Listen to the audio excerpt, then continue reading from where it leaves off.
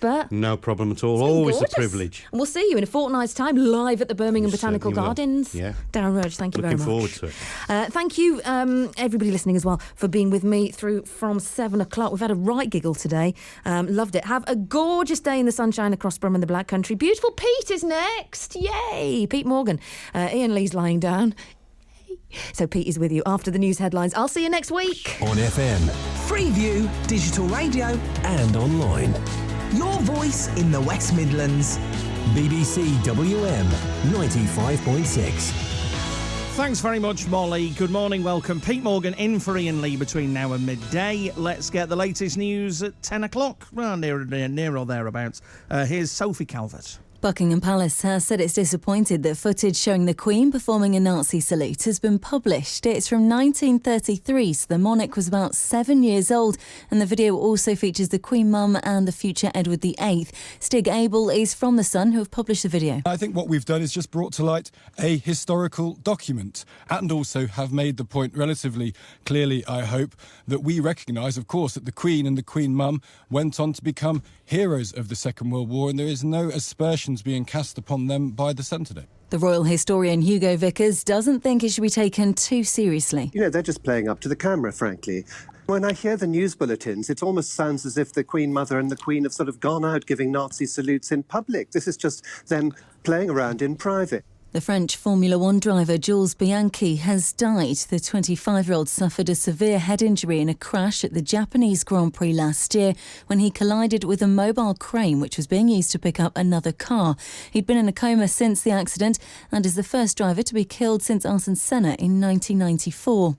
The Cheshire Fire and Rescue Service say they're hoping to find 4 people missing after a huge fire and explosions near Macclesfield yesterday. It won't be until we establish and find these 4 individuals we can then determine whether it is a recovery operation or whether it's a life-saving operation. But the longer it goes on, clearly their chances of survival are quite limited. That's Chief Fire Officer Paul Hancock. The search is back underway this morning at the wood processing factory. A petition to try and save the Goodyear tyre factory in Wolverhampton's been signed by hundreds of people. Last month, the owners announced they were closing the plant, ending 90 years of history in the city. 330 jobs will go by 2017. Danny Calvin's launched a campaign to stop that from happening. The support I've had has really been great. I mean, I've used Twitter. I've learned how to use Twitter, and I've pushed Twittered people, MPs, for them to sign the petition. A man in his 50s has been taken to hospital after being hit by a taxi in Birmingham city centre last night. It happened in Holly's Cross at 11:30. The man suffered serious head and chest injuries. Trading standards officers in Birmingham are warning drivers what to look out for when it comes to car clocking. It's after 4 members of the same family were jailed yesterday for taking part in the largest ever car clocking case uncovered in Birmingham. The men altered more than 250 cars, which they then sold to unsuspecting members of the public. Chris Neville is from Birmingham Trading Standards. Obviously look at the condition of the vehicle in terms of the wear and tear, and is it consistent with the mileage that's displayed on the vehicle or that you think the vehicle has travelled. It might be that the driver's seat is overly worn for the mileage, or it might be that they've put a new driver's seat in to disguise the wear and tear, so it needs to be consistent with the age. And all restaurant, pubs and cinema chains are being urged to print the number of calories in their meals. The local government associations say customers need help in making informed choices about what they eat and drink. In the weather, bright and dry today. Some cloud a bit later on, though. Warm too. Maximum temperatures of 21 Celsius, 70 degrees Fahrenheit. Dry this evening, but overnight there will be some rain. Lows of 13 Celsius, 55 degrees Fahrenheit. And tomorrow will be rainy in the afternoon. Highs of 21 Celsius, again 70 degrees Fahrenheit. That's your news for the West Midlands. It's 4 minutes past 10. Pete Morgan on BBC WM 95.6. Your voice in the West Midlands.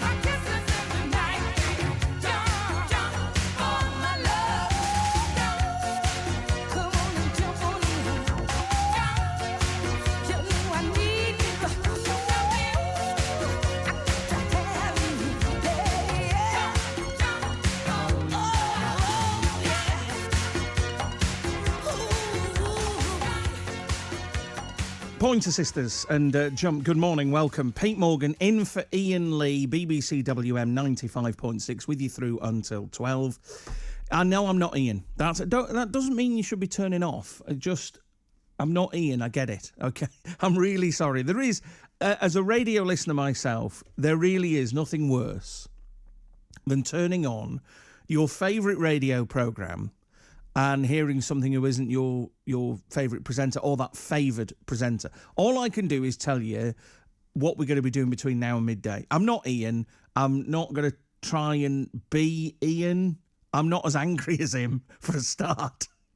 And we'll just see how we go for 2 hours, shall we? So we're not doing iPod Roulette in the next hour. We're going to be doing the alphabet game, so we can play that. If you want to have a go at that, we'll play that after 11. And, I mean, it's kind of the same in as much as I want to hear from you. I want you to get in touch. The phone number's 03453 009956. You can text 81333, start your message with WM. Couple of things I want to talk about. One, I had a holiday in Torquay, which was really nice. We went so we could take the dog somewhere. Not that the dog is aware, but, it's just nice. We wanted to go away somewhere, and we wanted to go somewhere that we could take the dog.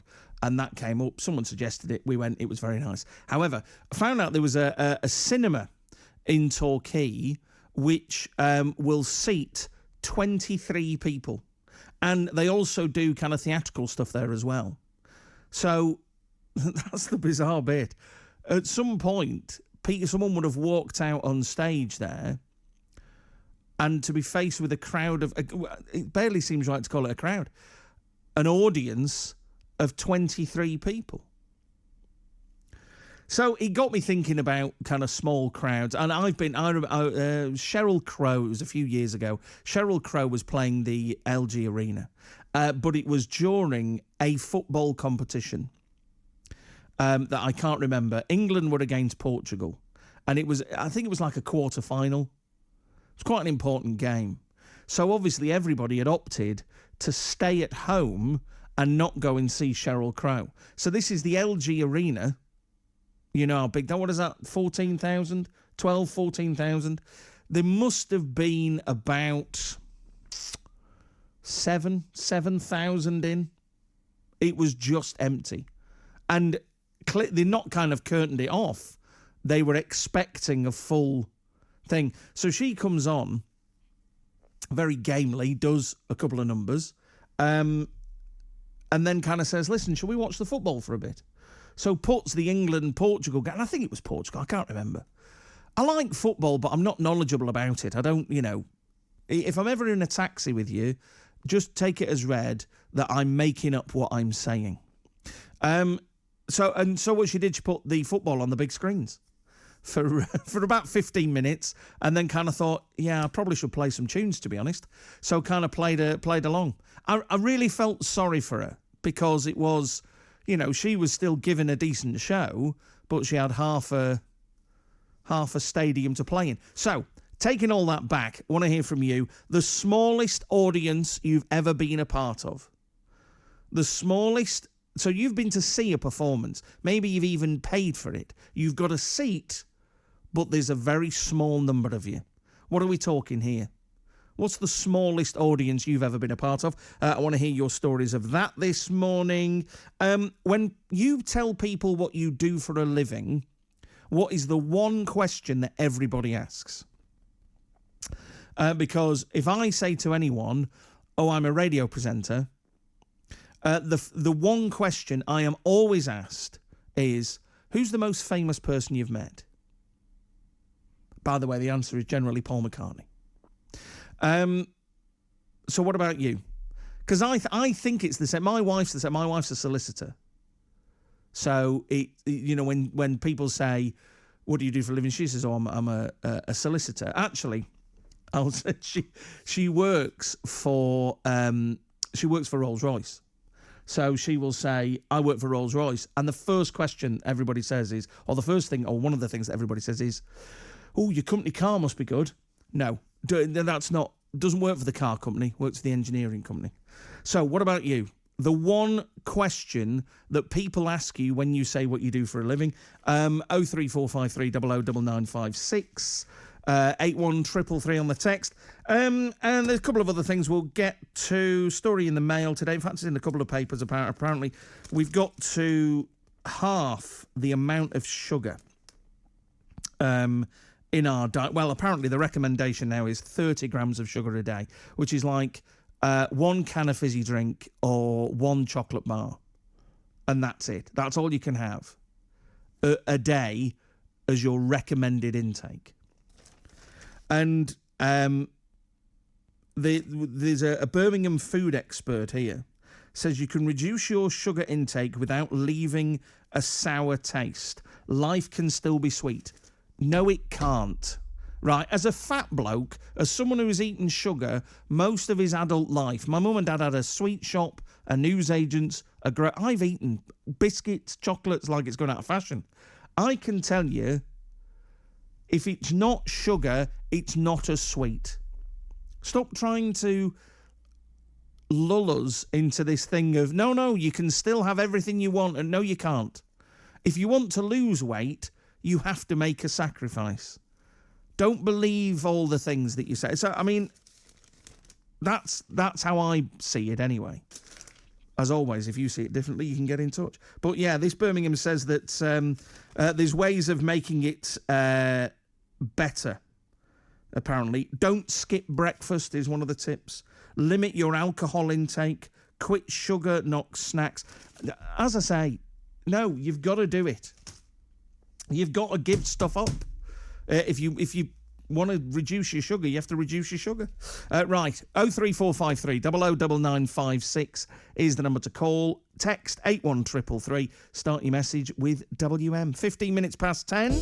Your travel news in the West Midlands. BBC WM 95.6. And I realise we've got Sarah Tilley, but what is she going to be on? What should we... There?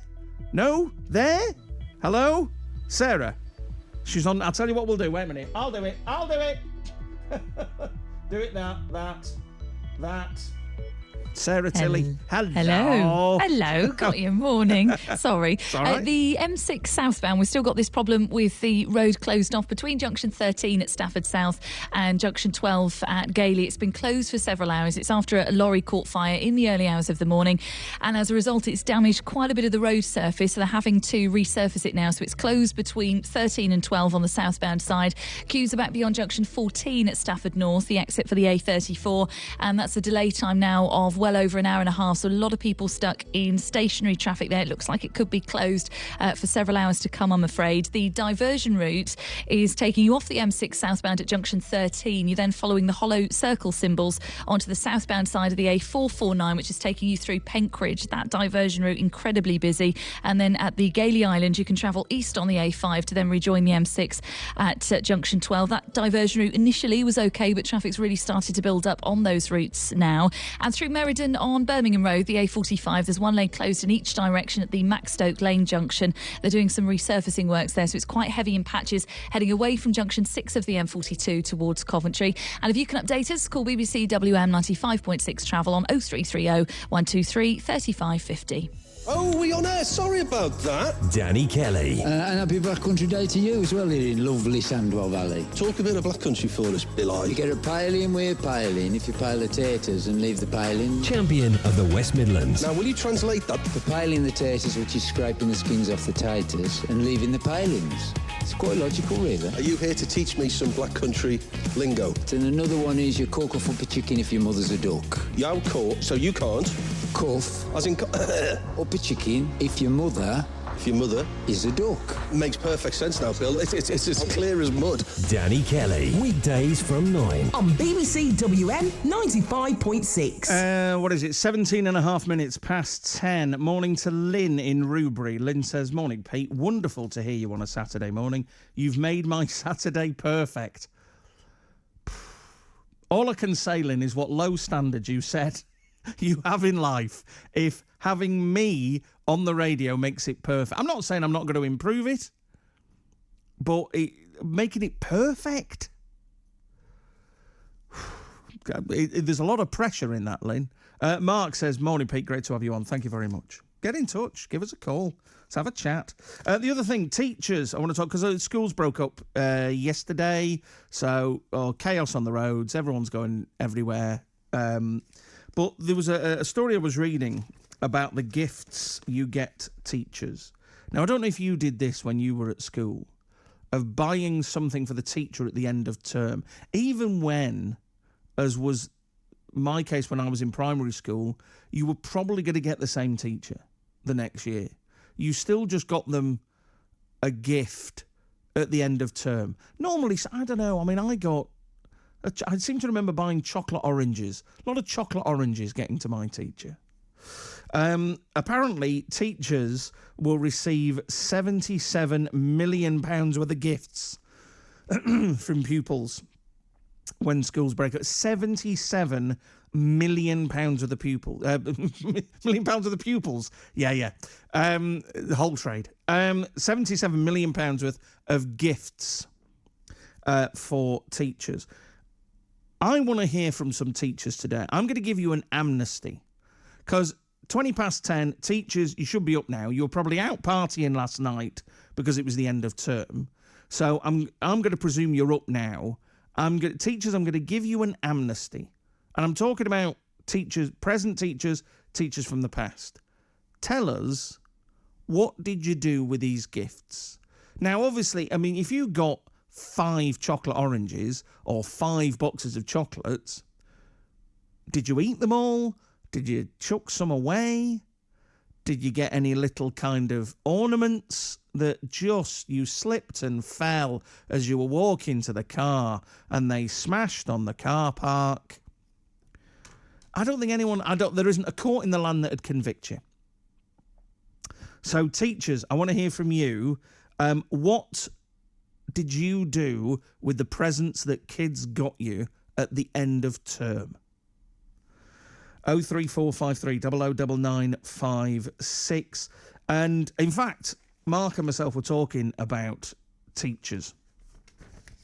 And he started talking about Mrs. Williams, who was one of his favourite teachers at school, who he thinks he was probably a little bit in love with. And that really reminded me of a teacher called Mrs. Dawson, who I had when I was in primary school. So I would have been 6, 7. It was Miss Williams, apparently, not Mrs. My goodness, that made it okay. That legitimised the love you have, because you think, well, she's not married. I can love her. But I loved Mrs. Dawson, who was my teacher in 1 year. So I want to talk about not your favourite teacher, not the teacher that inspired you and all that. I want to talk about the teachers you loved. You would go home and you would maybe write their name and draw a heart around their name. And because I think it's something that happened when you were younger, because they were your kind of substitute parent in a great many ways. So we'll talk about that. So what have we got? Teachers you love. What do teachers do with gifts when school finishes? The smallest audience you've been a part of, and the line that people say when they find out what job you do. And if anyone could give me anything positive about cutting down on sugar, we'll give you a prize for that as well. Won't be a prize, I'll just be really grateful. 03453 009956 is the number to call. You can text 81333. Start your message with WM. Molly Green played Kid Rock. And that song that he did that was really, really popular. And when it started, I was really excited because I thought it was this song,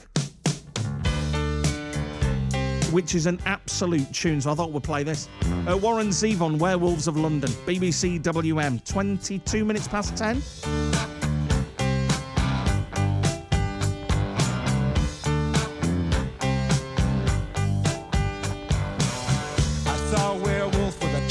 Menu in his hand, walking through the streets of Soho in the rain. He was looking for the place called Lee Ho Fooks. Gonna get a big dish of beef chow mein. Ahoo, werewolves of London. Ahoo,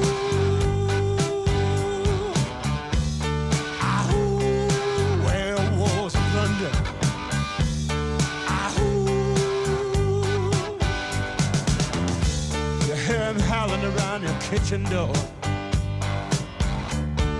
You better not let him in.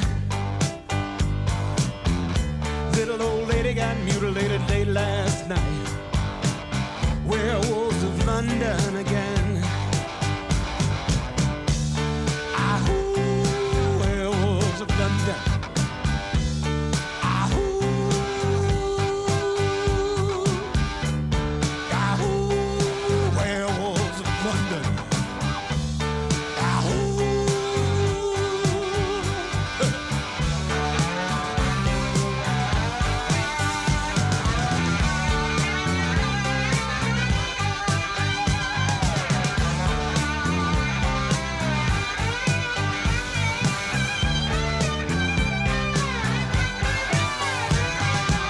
Hairy-handed gent who ran amok in Kent. Lately he's been overheard in Mayfair. You better stay away from him. He'll rip your lungs out, Jim. I'd like to meet his tailor. Ahoo, werewolves of London.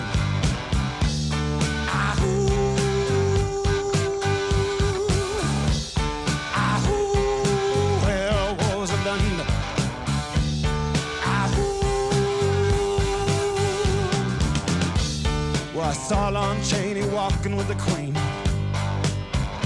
doing the werewolves of London.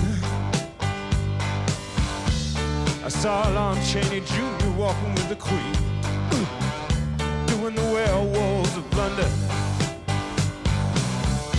I saw a werewolf drinking a pina colada at Trader Vic's.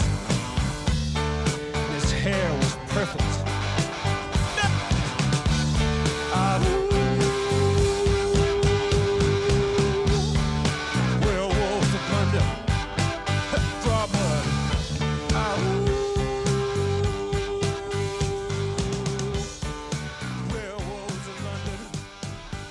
Warren Zevon and Werewolves of London, which is great. And like I say, the Kid Rock sampled that for the big hit that he had. So when Molly played it, I was like, oh, yeah, fantastic. I've not heard this in years. And then it turned out to be that Kid Rock thing, which is all right. I mean, it's okay. It's not the same, is it? Teachers getting in touch this morning. What did you do with the presents that the kids gave you? The smallest audience you've ever been part of. What's the one line? You introduce yourself. You're at a party. You're meeting strangers. And somebody comes up and they say, oh, yeah, hi, how you doing? Which happens to me. In fact, it happened, was it last Saturday? I was at a party. I was my wife's plus one. So it was a lot of my wife's work friends, work colleagues and stuff. And I was there and, what do you do? I'm a radio presenter. Oh, right, okay. And within the first few seconds, the question will come up, who's the most famous person you've met? And now I don't even think about it. And I probably should, but I tend to say, Paul McCartney, because I met him a few years ago when he played the NIA, and I wasn't working here, I was working somewhere else, and I went along, and it was good, it was good. If I think about it, I'm trying to think now whether he is the most famous. I think he probably is the most famous person I've ever met. But it is the question, and that's why I have it as a stock answer, because it's a question you get asked every single time. But what about you? What's the question you get asked when you say, this is what I do for a living? Someone will ask this one question. 03453 009956. And talking about teachers that you had a crush on, that you fell in love with, a lot of them in primary school. I think it becomes a little bit uncomfortable when we get into secondary school, but I think in primary school it's still cute. 81333 is the text number. Start your message with WM. Vera's in Harborne. Vera, good morning. Hello, good morning. Three things you mentioned. Yes. First of all, I was a teacher, started teaching in 1950. Right. In those days, and even for many, many years to come, teachers were never given presents. Really? Yes, really. After all those hard, hours you put in, getting in at 9, finishing at 3, taking your 6 weeks off during the summer. What did you say? I didn't hear that. I didn't mean that, Vera. I hope not. So No. And there were no proms or things like that. No, that's been a very kind of... So when did you finish teaching? About Vera? 15 years afterwards or something. Right, okay, so what, about mid-60s? Were you saying... When did you... So what year did you finish teaching?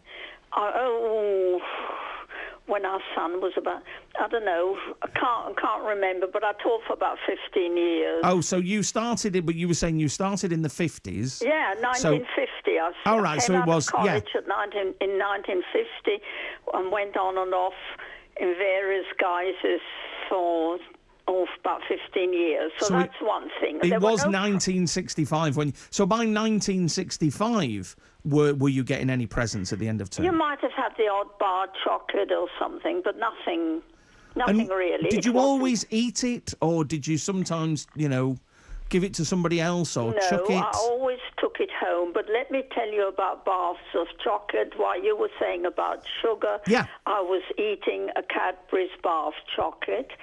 My husband, God rest his soul, he died in December. His father had a sweetie tobacco shop like your parents had in Cardiff. And for breakfast, he always had a bath chocolate, and he always ate chocolate. And bless him, to the end of his days, he ate chocolate, and he didn't like sweetness. He had sugar, and he'd have been 88 next month. Right.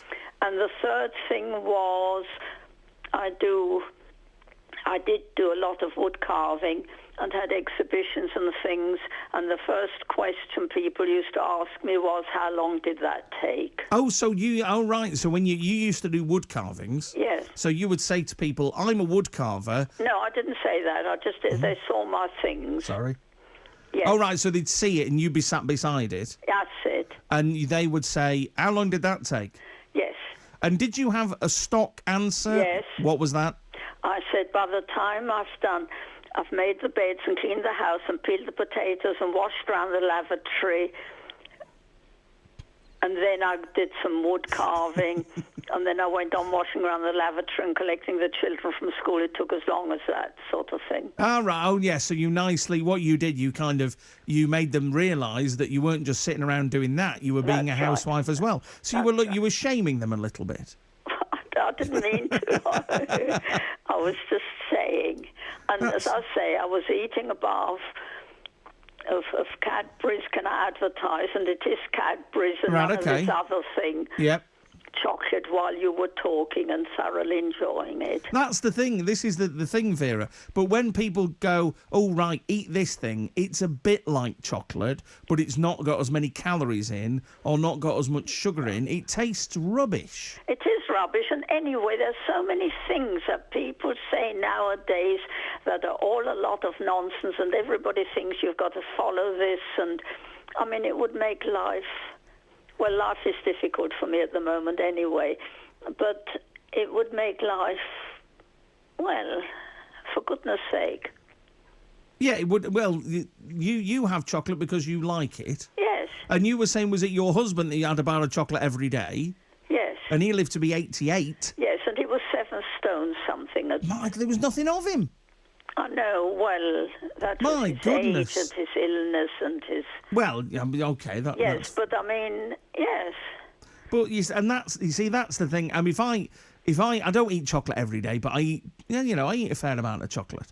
And that's the other thing as well. Because I'm fat, people think, oh yeah, Pete, he must eat chocolate and donuts and burgers on a 24-hour rota, which I don't. More like 12. But life isn't worth living if you've got to eat, I don't know. Rubbish food that it doesn't taste nice. No. Exactly. And if you don't eat what you like, or, if you just eat red peppers all day, or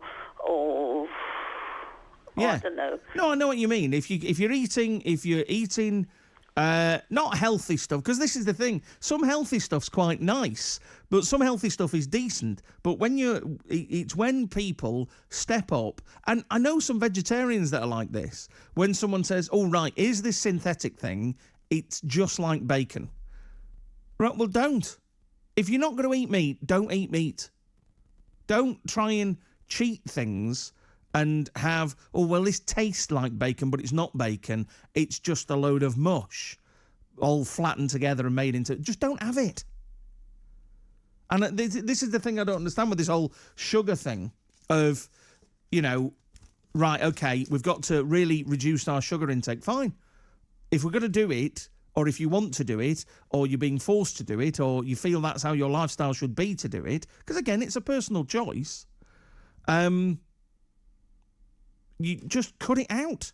Don't try and cheat it and find ways of going, right, okay, well, this is kind of a sugar substitute, so this is just like... Because that's just ridiculous.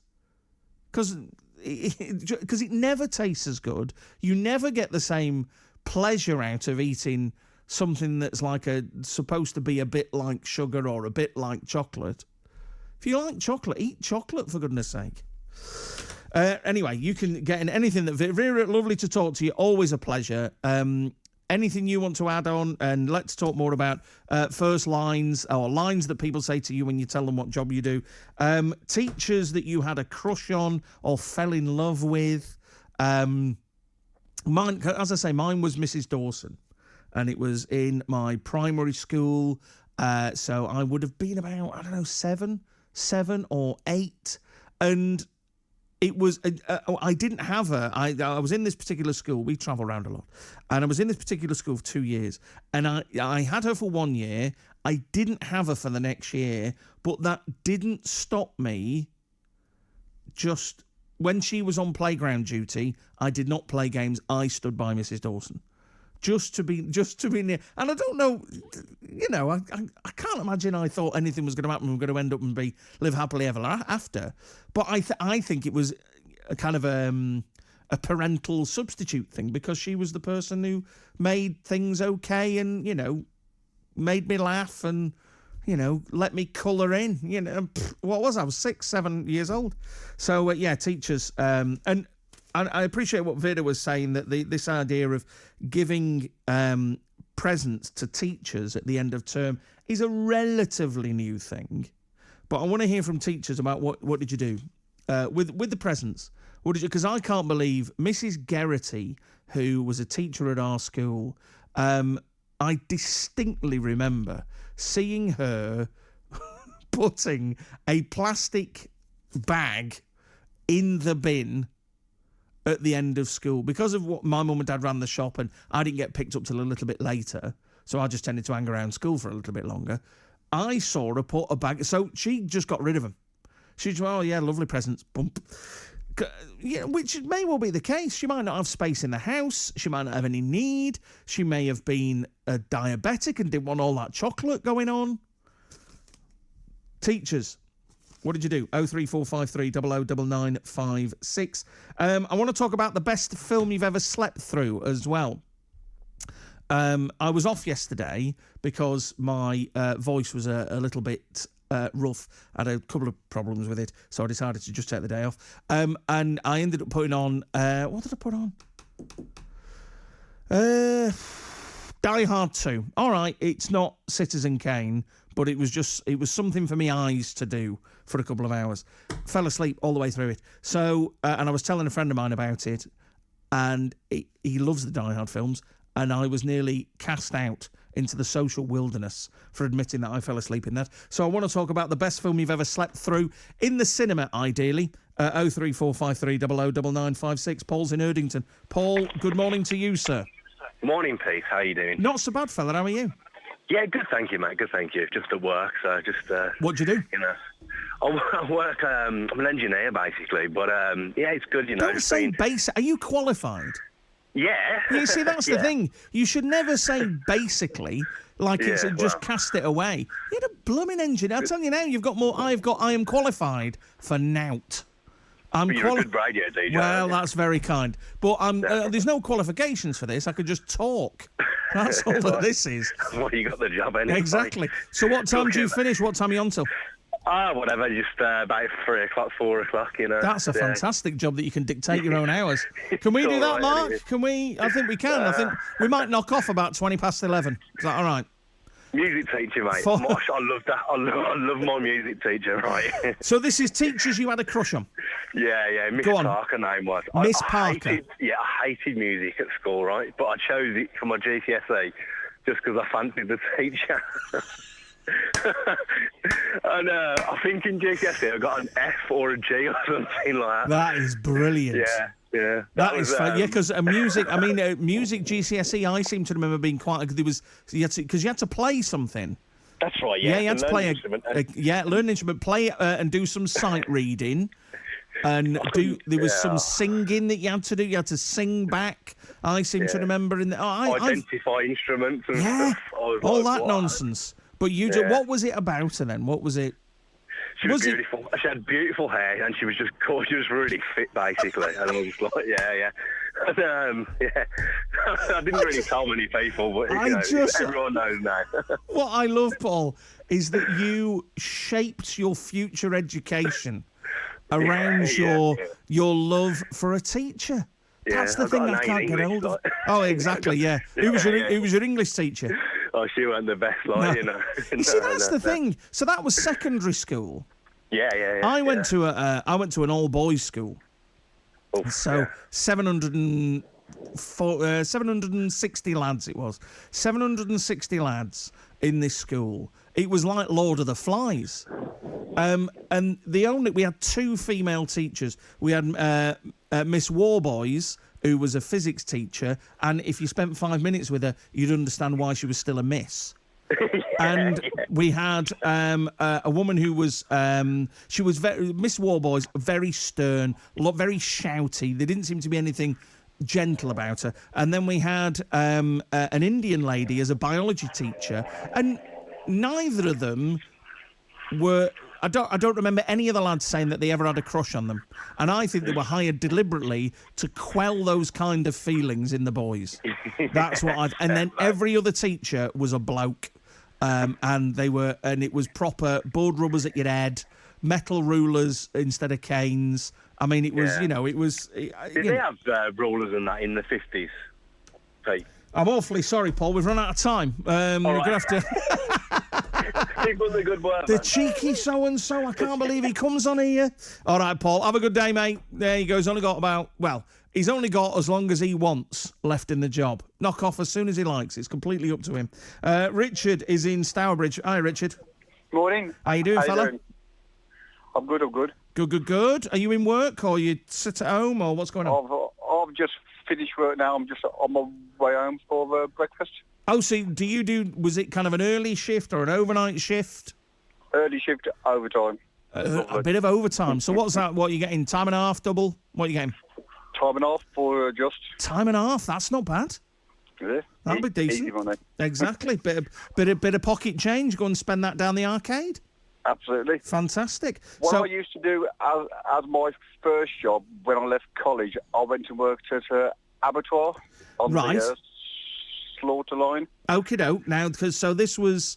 So I'm guessing you didn't qualify for this. This isn't what you ideally wanted to do.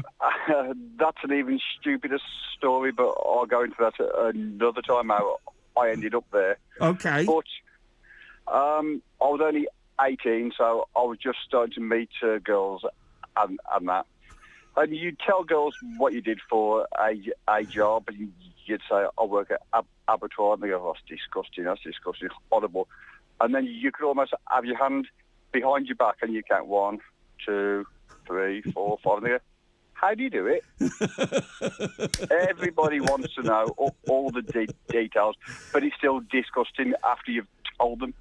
Yeah, you see, because my mum and dad used to run a greengrocers, and it was in the days when you had to go out. You know, my dad had to get up early in the morning, he had to go to the veg market, he had to go to the meat market, and and the meat market used to be, this was in Manchester, meat market used to be next to the abattoir. So if you just kind of, basically if you poke your head round the door, you'd see them all going, you'd see it going on.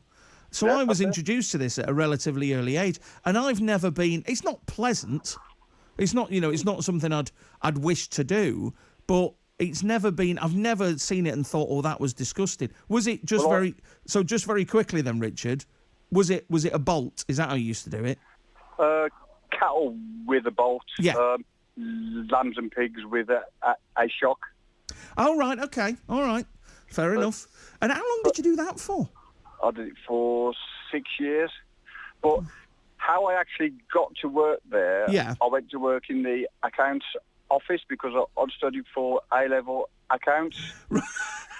Okay, and so while I was checking the wages in the accounts office, I figured I could earn £10 a week more on the track and made a monumentally poor decision for life.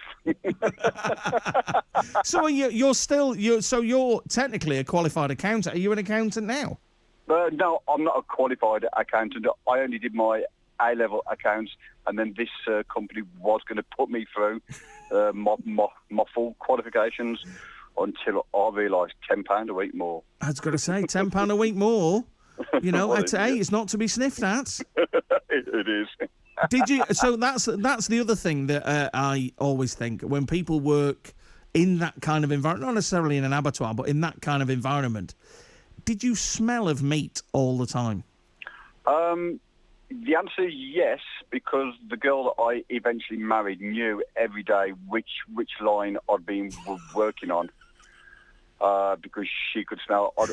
I obviously got a car, and she could smell the car smelled. I didn't think I smelled, but she knew I did. My goodness. Listen, Richard, good to talk to you, mate. All right, mate. Thank you. Take care. See you later. Ta-ra. Yeah, we could do. How did you end up in the job? That's some cracking stories there. But we're doing the one line people say to you when you tell them what job you do. Lucy says, I'm a dog groomer, and the first thing people ask is, do you get bitten a lot? Fortunately, the answer is no. See, I've always thought, we've got a dog. We've had a dog for a couple of years. And the thing I found is this one likes being, so like last night we took him out for a swim and a walk, and he loves being dried. He loves having the towel on him and rubbing down, and he thinks it's fantastic. It's like being vigorously stroked as a dog. The whole language is getting a little bit cul-de-sac now. We need to move on. Right, 15 minutes to 11. Keep the calls coming in. 03453 009956. Text 81333. Start your message with WM.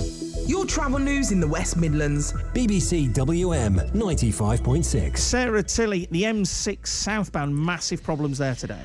Indeed, yeah, it is still closed off southbound from junction 13 at Stafford South down to junction 12 at Gailey. It's been shut now for several hours, and it's after a lorry caught fire in the very early hours of the morning, but it has damaged quite a bit of the carriageway, so they've had to close it to get it resurfaced. It's not a quick fix, unfortunately. It could be shut for several hours to come. The delays are increasing all the time. It's queuing back past junction 14 at the exit for the A34 in Stafford North, and we've had some calls to suggest that the delays are pushing on for the best part of 2 hours now on that southbound side.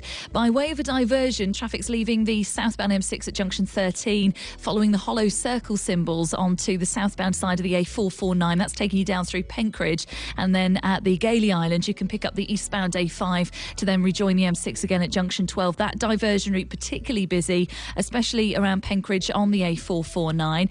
Away from that problem, it's a little heavy on the westbound M54 through the roadworks between junction 3 at Albrighton and 4 for Shifnal, and through Meriden on the A45 Birmingham Road. There's one lane shut in each direction at Maxstoke Lane for resurfacing, so it's quite heavy heading away from the M42 at junction 6 towards Coventry. And if you can update us, call BBC WM 95.6 Travel on 0330 123 3550. Lunch with Caroline Martin. Karen is in Australia. Good afternoon, Karen. I don't know whether you can tell from my accent, but I'm originally from the Midlands, and my parents still live back in Solihull. My dad's called Cyril Darby, and he's a pretty special person, my dad. What makes him so special? Oh, where to start? I had a severely disabled brother, who we lost a few years back. Oh, sorry, quite choked. Oh, bless you. Take your time. You know, all my life, my dad was just one of those really special people. That is lovely, and who knew that we'd get a call from Australia? So Lunch with Caroline Martin. Weekdays from midday. On BBC WM 95.6. Pete Morgan. On BBC WM 95.6. Your voice in the West Midlands.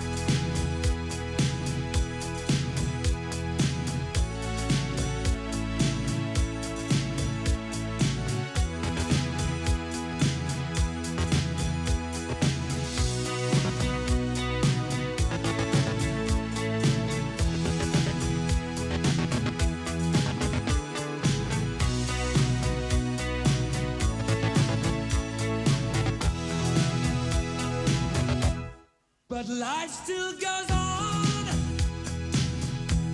I can't get used to living without you by my side.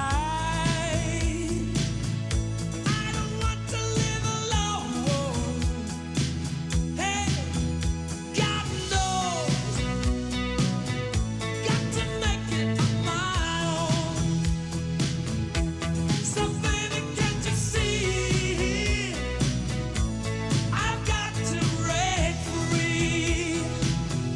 I've got to break free. I want to break free. Yeah.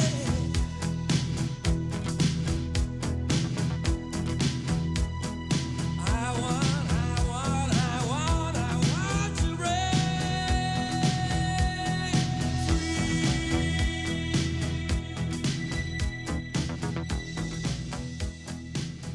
Queen and I Want to Break Free, 8 minutes to 11. We were just talking about that. So that was released April 84, so I would have been 11 when that came out.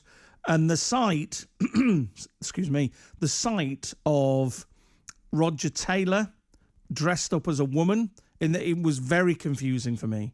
Genuinely quite a confusing few weeks while that was going on. I had no idea what was happening. Listen, you're still getting in touch, and thank you very much for doing that. 81333. Start your message with WM if you want to get in touch on the text. Obviously, I'm in for Iain Lee today between now and 12. I'm not Iain. I mean, we're having a chat and people are getting in touch, and that's lovely, but it's not. We're certainly not doing iPod roulette in the next hour. We are playing a game, though. We're going to play the alphabet game, so if you want to get in touch and play that, then you can. Basically, we'll come up with a subject and you and I will go head to head. If you want to play that, 03453 009956. Now, though, I want to speak to a guy called Luke Corbett. Luke's on the line now. Luke, good morning, mate. Morning, Pete. How you doing? I'm not so bad. You are clearly outside. What are you doing today? Just on my way to Villa Park to do an abseil event in aid of Acorns Children's Hospital. So, if you're going to a football ground to do it, that means you're going to be launching yourself off. Yeah.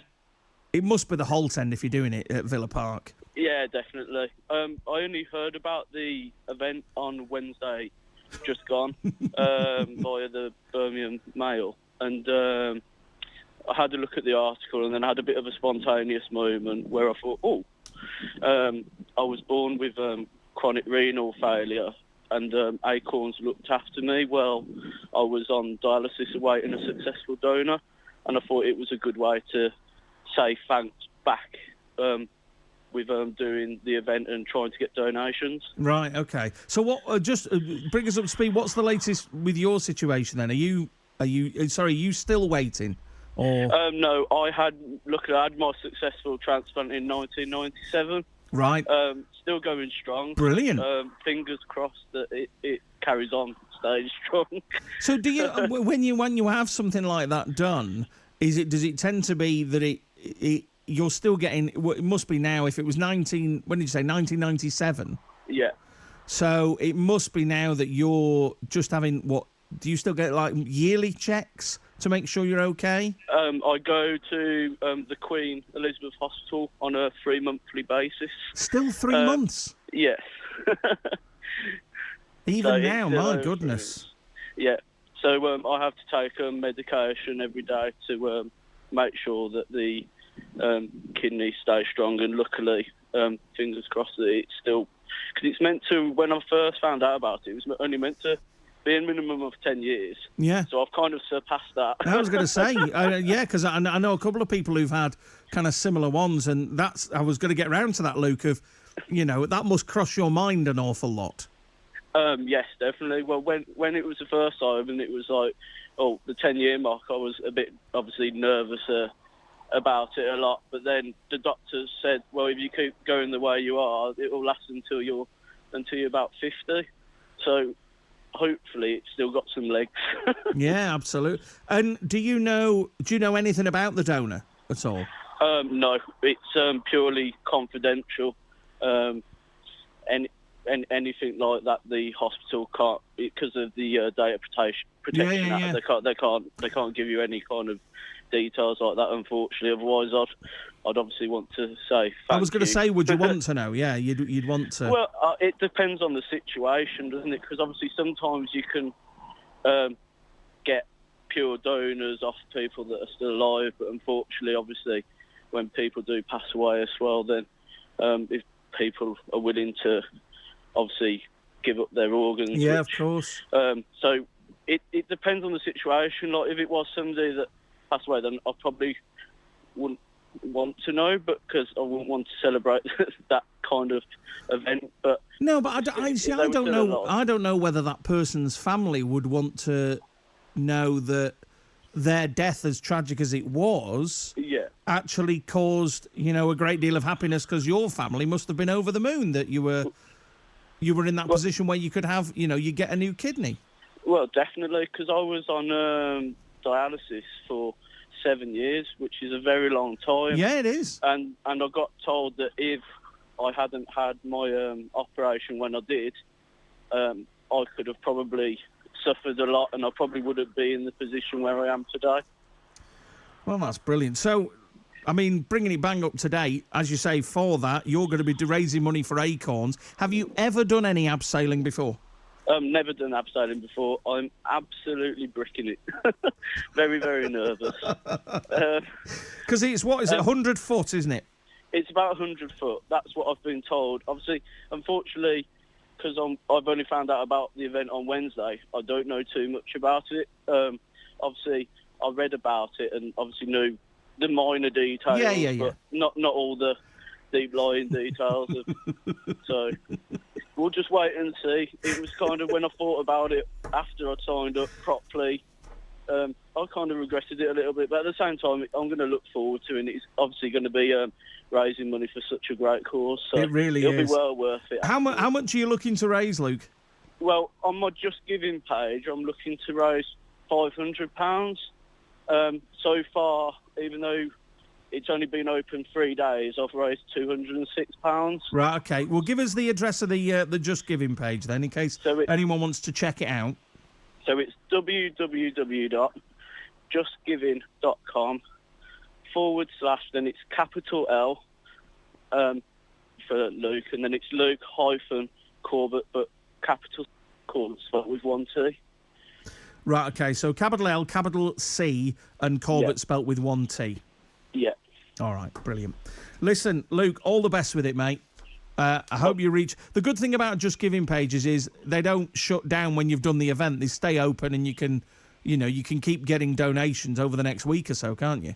Yeah.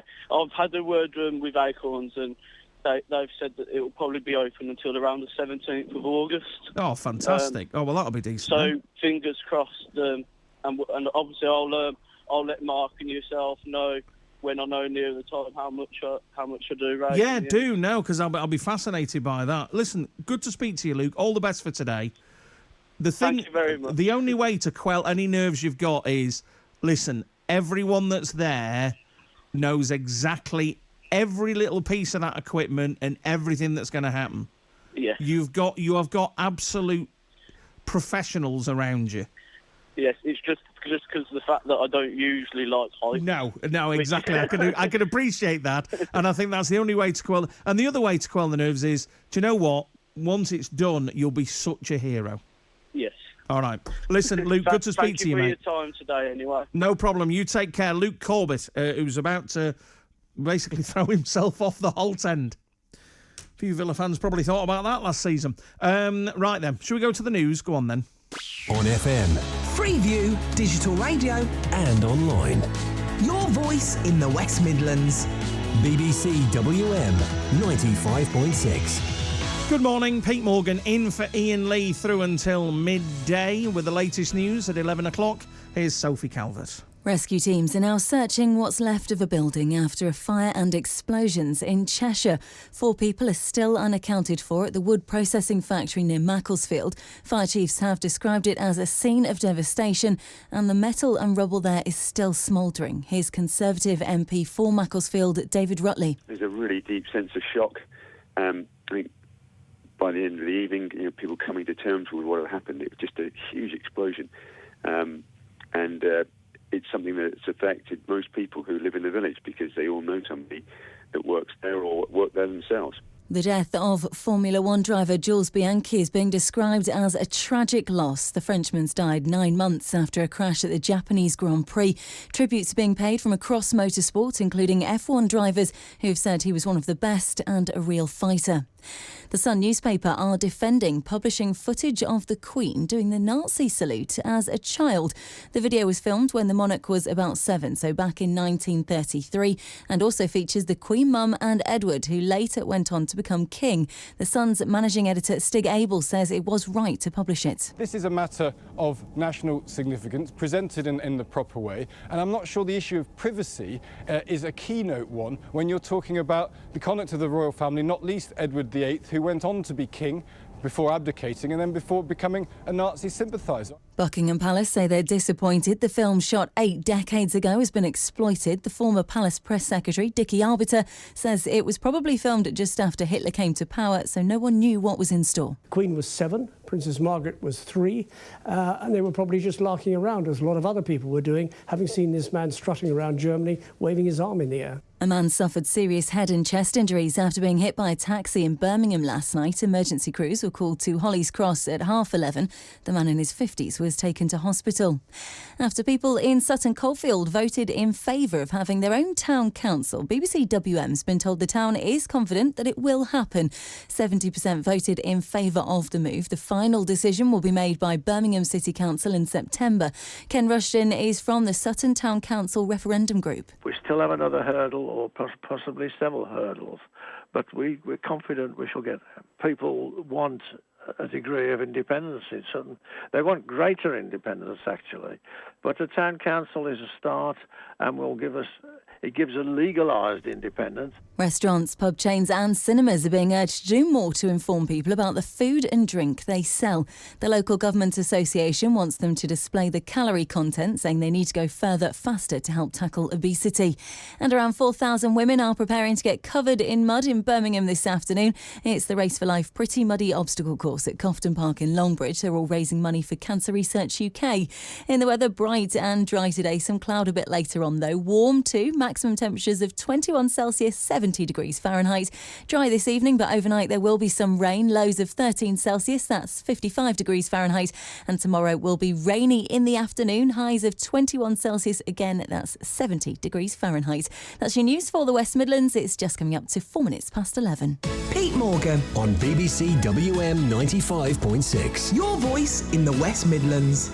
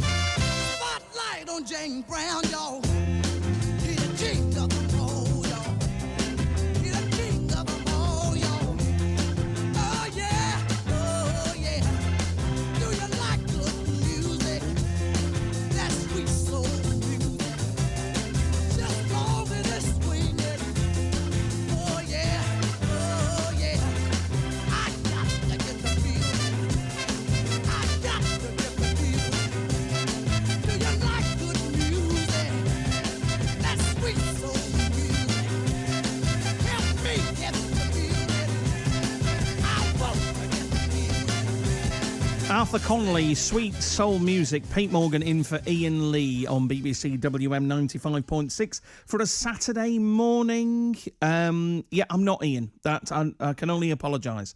As I said last hour, there's nothing worse than turning the radio on thinking, oh, I love Iain, I love his show, and who's this bald, bearded, moon-faced goon that's talking to me out my radio? Yeah, sorry about that. With you through until 12. Janice Connolly here at midday, and Richie Anderson here from 3 o'clock this afternoon. Talking about the crushes that you had on teachers, talking about, if you're a teacher, the presents you got at the end of term, amnesty now, amnesty. You can be anonymous if you wish. What did you do with them? Because I don't believe for a second that every teacher always took every present home or ate them or treasured them in any way. Because, let's be honest, when we're kids, we buy tat.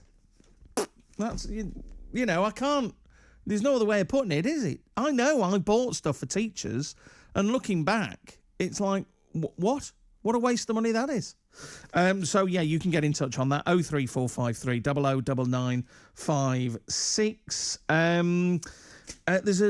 There's loads of pictures of Prince George in the papers, and I don't know. Maybe I just want to see if anyone agrees with me on this. That they seem intent on dressing him up like a doll from the 50s that would appear in a horror movie.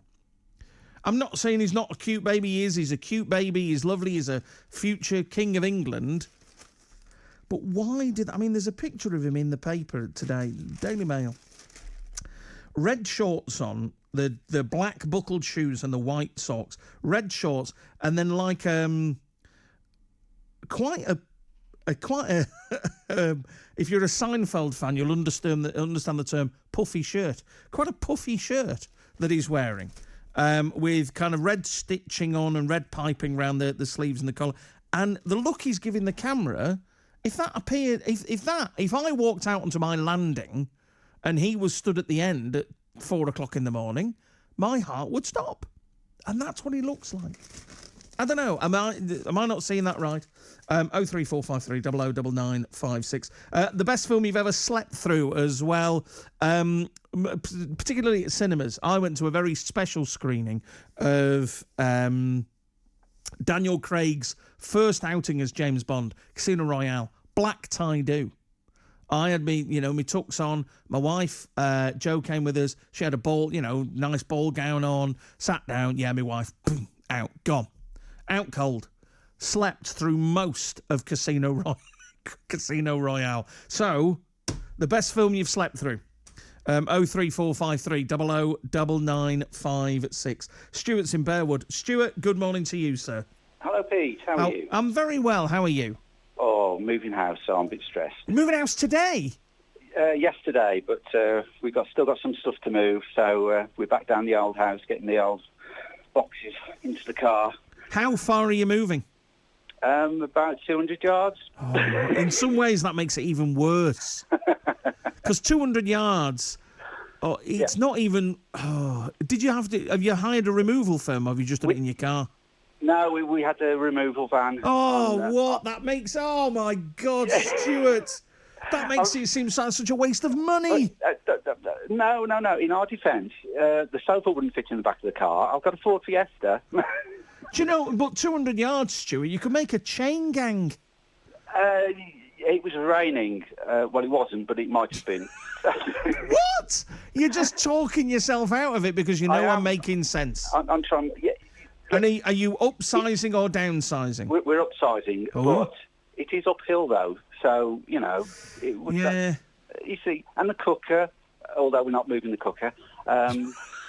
And the telly, that was heavy. Get your story straight, Stuart. Come on, man. What is this? So did you stay in the new house last night? Yes, we did. Oh, that's good. Did it feel good? It did. It felt brilliant. There's boxes everywhere, and we couldn't find the clothes this morning. But apart from that, we're all good. Excellent. Well, it's good that you're doing it a week. I think we moved house beginning of this year. We moved on a Tuesday. Yeah. And that was just, horrible. No, we couldn't have done everything in one go. That would have been horrendous. We had no choice because we were part of a chain. So the we new weren't. people wanted to get in. Yes. And it was horrendous. Yeah, I don't envy you.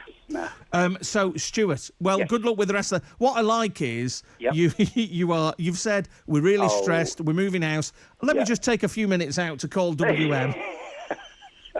We were just off to the tip with a carload, and we heard you, and I thought, well, I've got a story, so We're talking about the crushes you have on teachers, the teachers that you love, not your favourite teacher, not the best educator. Oh no, my goodness, you loved them. Oh yes. Go on, Miss Coombs, primary school teacher. She was. I had a crush on her.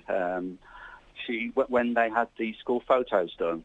They had the individual photos of the teachers, and I asked Miss Coombs for a photograph of her, which I thought she'd just give me a photo of her head, you know. Yeah. No, she comes back with a picture of her posing in the garden, in her back garden, and I thought, oh, that's unusual. Never mind. But I really got in trouble though, Pete, when we did with Mother's Day cards, and she did the cards for us, and she said, write a poem in for your mum.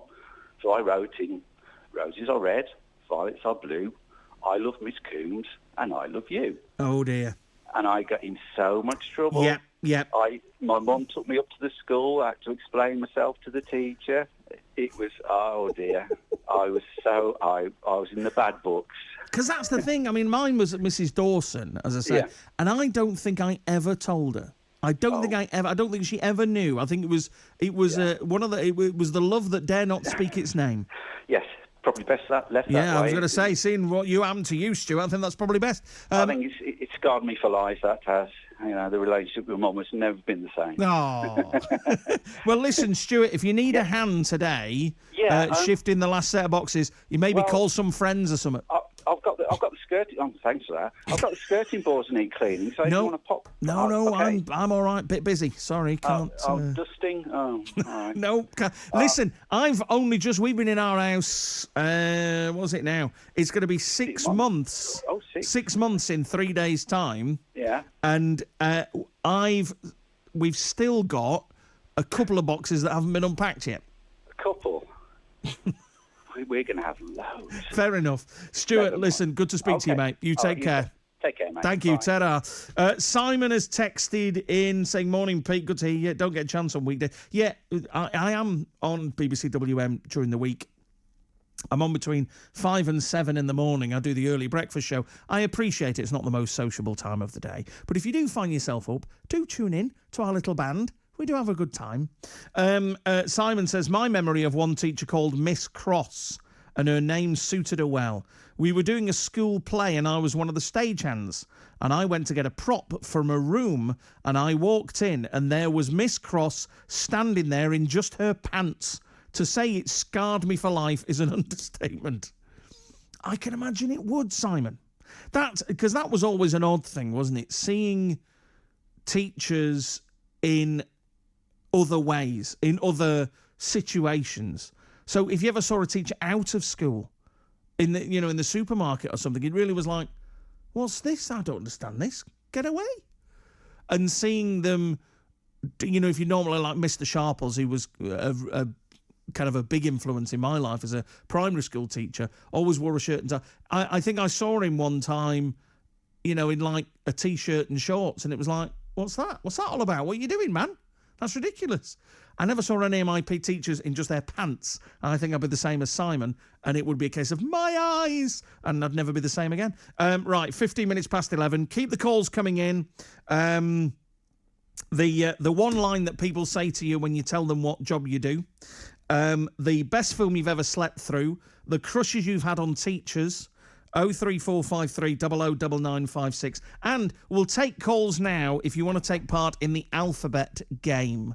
03453 009956. It's me and you, mano a mano, or mano a womano, going head to head. I will explain more after travel. Your travel news in the West Midlands. BBC WM 95.6. Sarah Tilley's here with us. Sarah Tilley, the M6 renamed the car park of the Midlands. Oh, Big I know. problems there.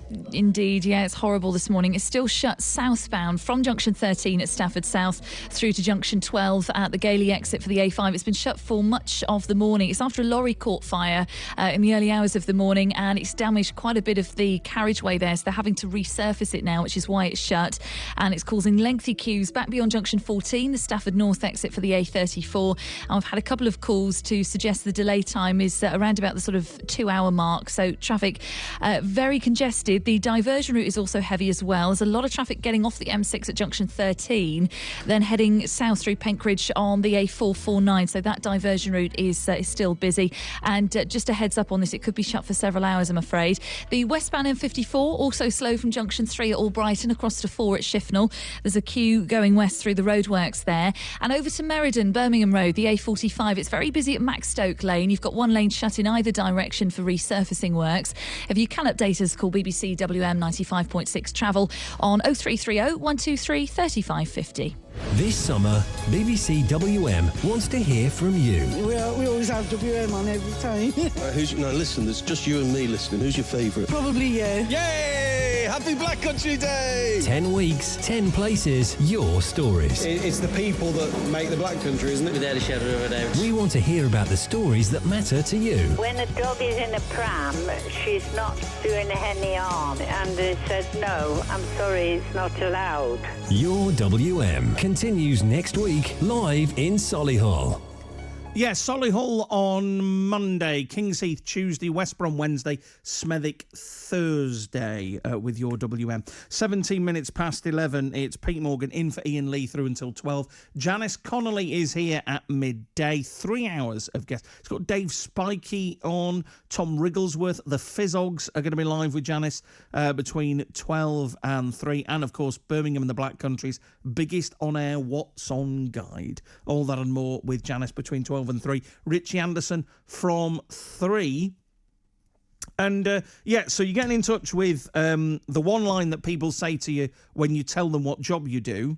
Because for me, when I say I'm a radio presenter, people say, oh, right, OK. And one of the first questions, maybe not the very first question, but one of the first questions will be, so who's the most famous person you've met? And we've heard, we've talked about, there was a guy called in earlier on, used to work in a slaughterhouse, and he said, for first few seconds, people would be disgusted, but then they would follow it up with, so how'd you do it? What about you? What's the one question that people ask, or the one line that people say to you when you tell them what job you do? 03453 009956. We're also, and indeed, stories about how you got into jobs as well. We'll take, because we've had a couple of those. The best film you've ever slept through at the cinema. We're talking about teachers that you loved, and teachers giving you an amnesty here. The gifts that you got at the end of term, did you always keep them? You can get in touch anonymously if you want. 81333 is the text number. Start your message with WM or call 03453 009956. Cat in Wolves says, Pete, I agree with you about Prince George. He's dressed so old-fashioned. What are they doing dressing him like that? I don't get it. No, I mean, I don't. You know, I don't get it. I'm not dressing up a kind of a child on a regular basis, but I don't think the clothes they've got him in, he looks like a doll from the 50s you would expect to see, albeit briefly, in a horror movie. It's proper like, what? It looks very cute, but, you know. Thanks very much for that, Cat. Right, the alphabet game works like this. You, me, head-to-head, 3 rounds. We get given subjects. Producer Mark is coming up with 3 subjects. And we start with... So let's say it was colours. So we have to name colours starting with A. So A, B, C. So I would say amber. You'd say blue. I'd say... and a colour beginning with C. Cobalt. Yeah, I'd go with that. D, all that kind of thing. And it's whoever fails first loses. And we'll do 3 rounds of that. If you fancy a go, come and have a go if you think you're hard enough. Then give us a call. 03453 00 9956. Plenty more besides, including this from the Ramones.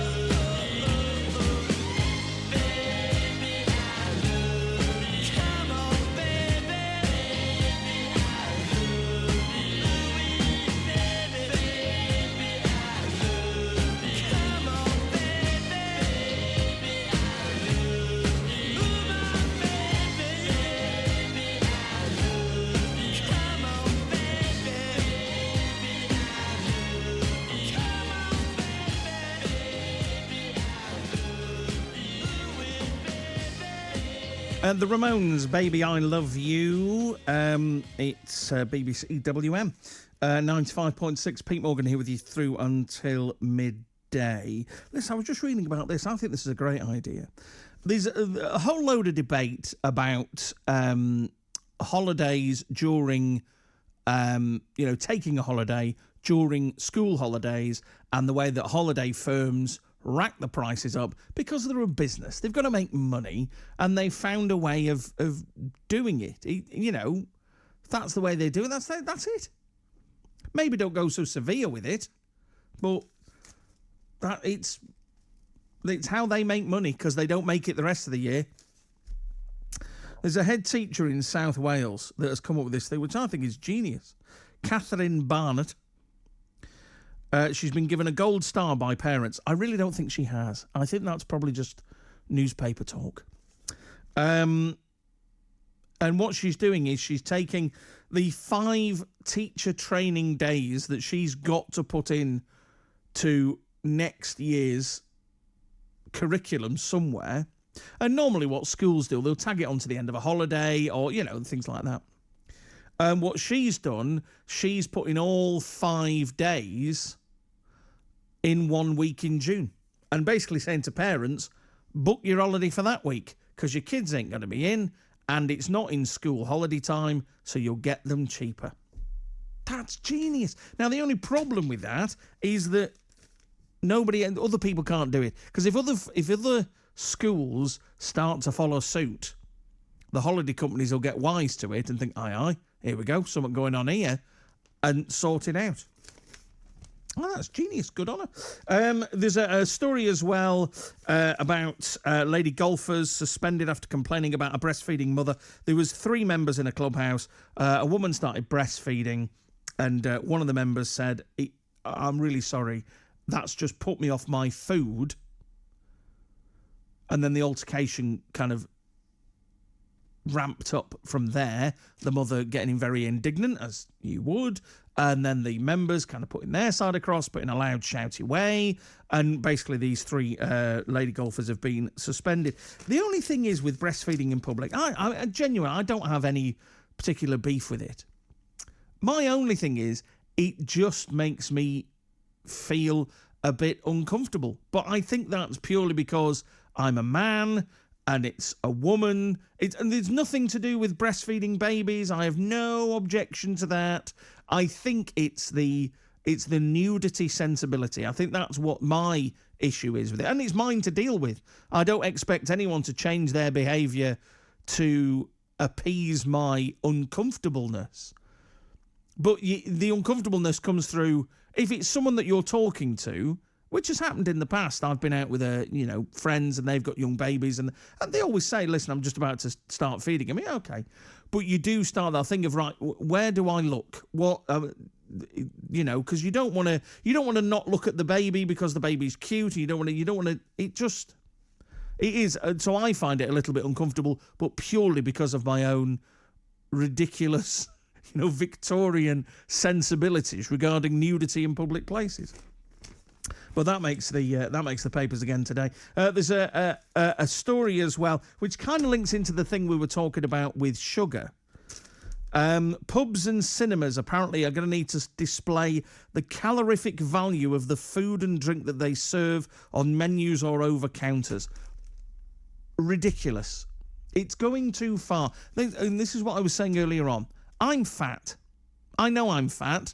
So just for all those people that like to troll us on Twitter to say you big fat whatever, I know.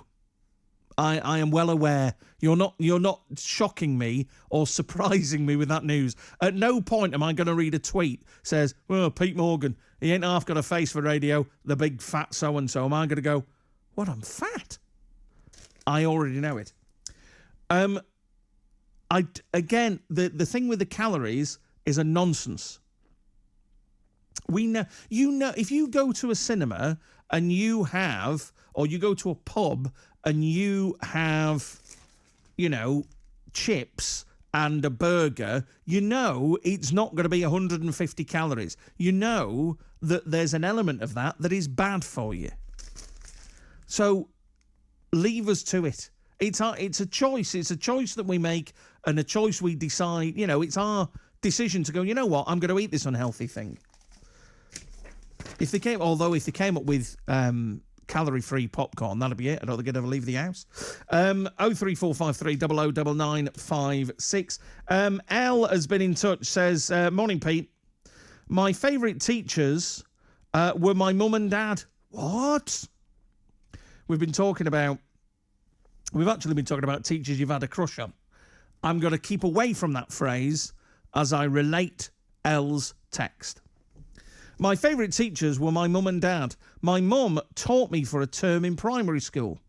She used to take us on the field for some of our lessons if the weather was fine. My mum and dad were amazing teachers. My dad was a deputy head teacher and then a head teacher. And when my sister and I were young, we'd go into school on our inset days, so the teaching trainer days, baker days, they used to be called.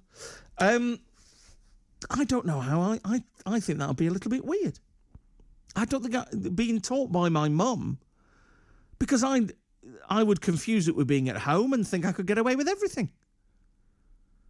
And then, and also, and this is another thing we've talked about, which I'll happily start again.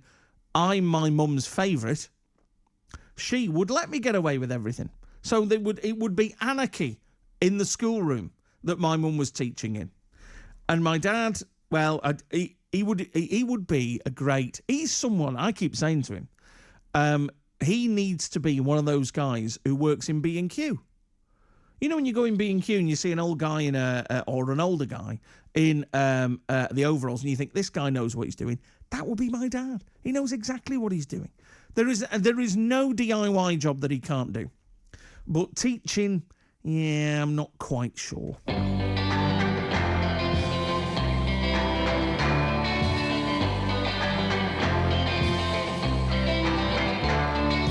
baby used to stay out all night long.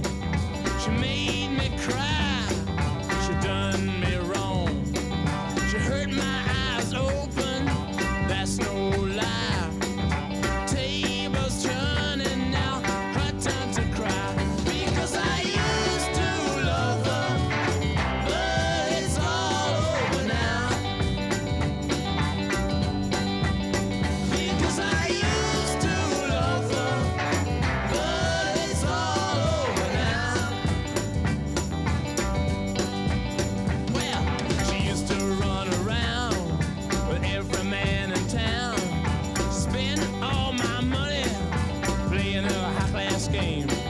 She put me out, it was a pity how I cried. The tables turning now, her turn to cry. Because I used to love her, but it's all over now. Because I used to love her, but it's all over now.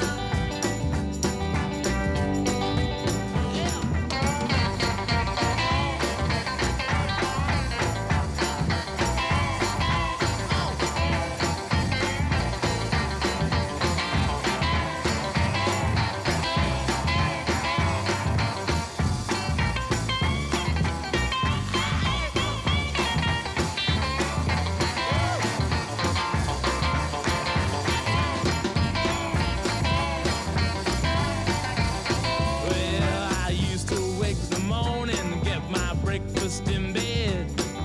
When I got worried, she'd ease my aching head. Well, now she's here and there, but every man in town still trying to take me for that same old clown. Because I used to love her, but it's all over now. Because I used to love her, but it's all over now. Because I used to love her, but it's all over now.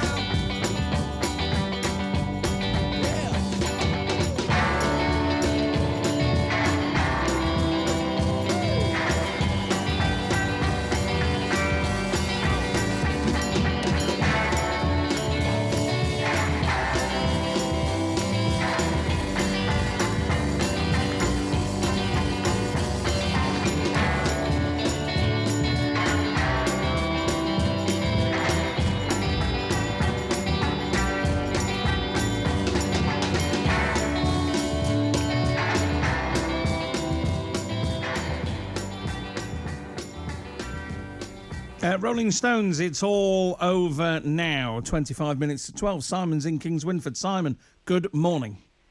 Morning, Pete. How you doing? I'm not so bad, fella. How are you? Oh, I'm all right, mate. All right. Excellent, excellent. Look, Are you the Simon that's just texted in about where you used to work? Indeed, yeah. Right. Where did you used to work? Well, I used to work at Bushby Crematorium in Wolverhampton. Oh, right, okay. So what was the one question that people say to you when you said what you used to work in? The first question off everybody's mouth was, do you get your relatives' ashes back, or do you just get a scoop of anybody's? You see, because that's the thing. I'll be honest, I'd always wondered that. So what's the deal? What?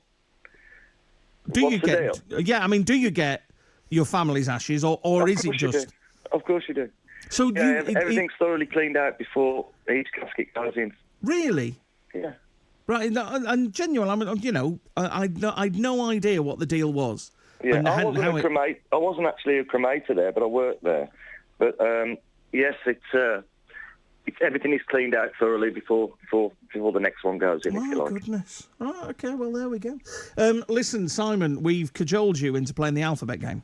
Indeed, you have. Yeah. Good on you. Good on you for joining in. Yeah, that's fine. I don't mind. Slightly worried, but hey ho. No, there's nothing to be worried about. Let me tell you today, the prize that we've got on offer is a big bag of diamonds. So, there you go. Yeah. Simple as that. Brackets will not be given as a prize. Close brackets. Right. So the way it's going to happen is producer Mark is here. Hello, Mark. Morning. There he is. He is going to give us a subject. I don't know what these subjects are. And then we will try and alternately name something within that subject that begins with the progressive letters of the alphabet. So if it was colours, I would say amber. You would say a colour beginning with B. Oh, colour. Oh, sorry. So I'm going to go to the next one. Okay, Yeah. That'd be blue. Yeah, that'd be blue. And then I'd say cobalt. Would we allow that? Oh, that'd be all right. Okay. Yep. Fine. And then I would say dark green. Oh.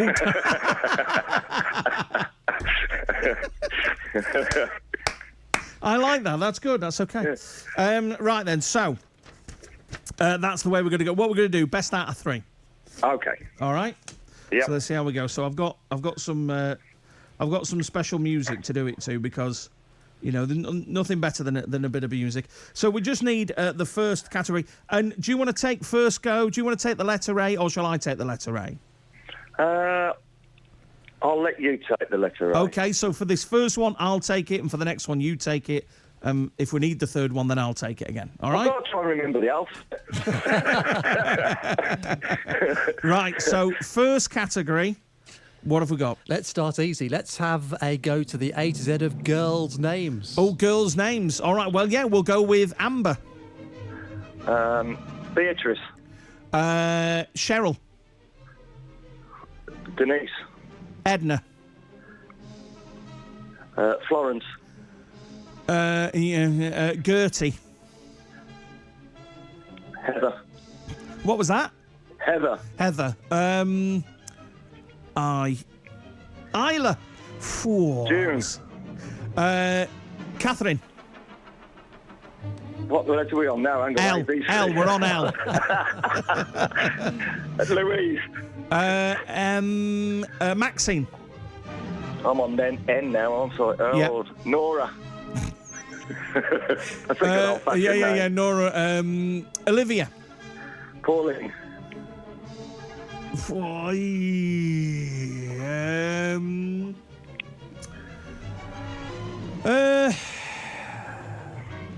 No, I can't think of one. Right, okay, so you got that. You won that.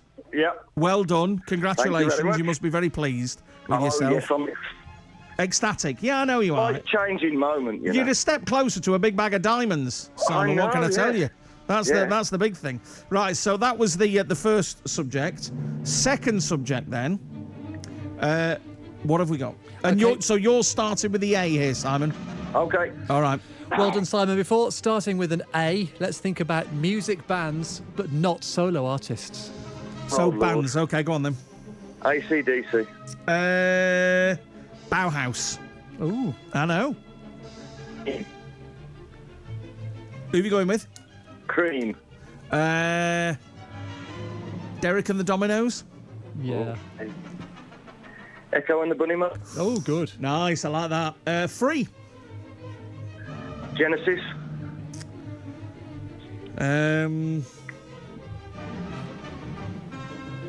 House Martins.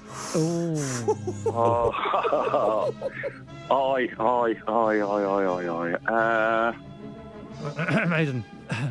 So don't give him clues. I'm struggling on I. Music is not a great place for me. No. I think we called time. I think we called time on that. Yeah. I'll give you that one. I think we called time on that. Good effort though. Could have had Icicle Works. Iron Maiden. Iron Maiden, of course. Oh, what? I've seen Iron Maiden 3 times and I couldn't even think of that. Oh, hey. Never mind. Right then. Well done, Pete. This is it. This is the decider then. The final round. I think this is going to be quite tricky. This one. Okay. Sweets or chocolates? Oh no. Let me start. Aztec Bar. I'll start with A. Bounty. Chocolate buttons. Yeah. Okay. Okay. We'll have that. Dime Bar. Oh. E. My goodness. E. Chocolate bars was this we were looking at? All was that sweets. Oh, chocolate bars, all sweets. E.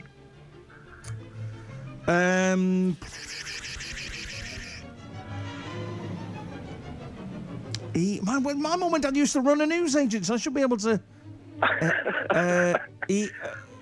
Oh, come on, time's running out. No, I can't. No, that's it. I've done it. You've won it. You've won it. You've won it. You've won it. You've Get won it. in there. You've won it. Well done. Well done. Let's play a little bit. Yeah, there you go. Thank you very much. Well done. Yeah, congratulations. You're very, very clever. So, Big Bag of Diamonds putting in the post, which will be absolutely excellent. Spend that how you wish. Great stuff. Thanks very much, Simon. Listen, have yourself a cracking weekend, mate. Good to speak to you. And you, see ya. Ta-da. Take care. Ta-da. Simon and Kings Winford there, winning a big bag of diamonds on the alphabet game. Don't worry, it's all back to normal next week between 10 and 12. I remember when I lost my mind.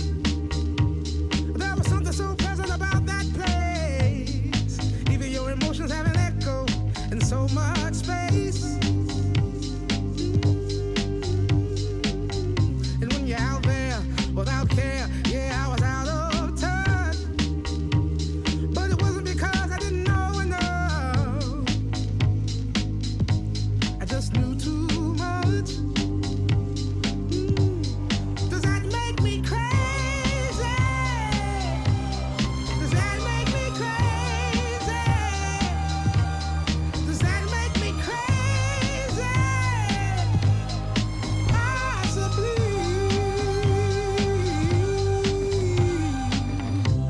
And I hope that you are having the time of your life. But think twice. That's my only advice. Come on now, who do you think you are? Bless your soul. You really think you're in control? Well, I think you're crazy. I think you're crazy. I think you're crazy. Just like me.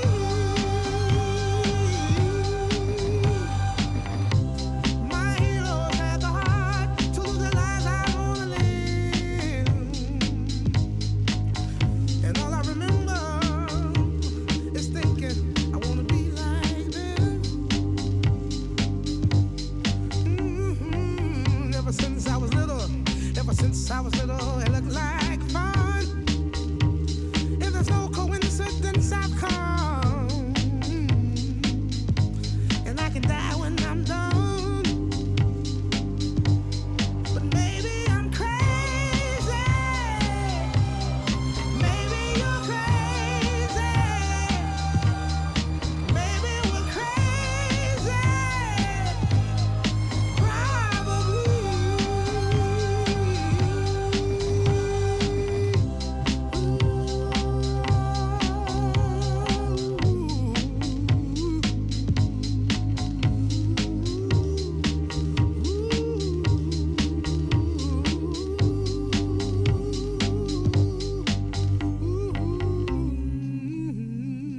Niles Barkley and Crazy. Listen, we just played the alphabet game with Simon and Kings Winford. Simon walks away a winner of a big bag of diamonds.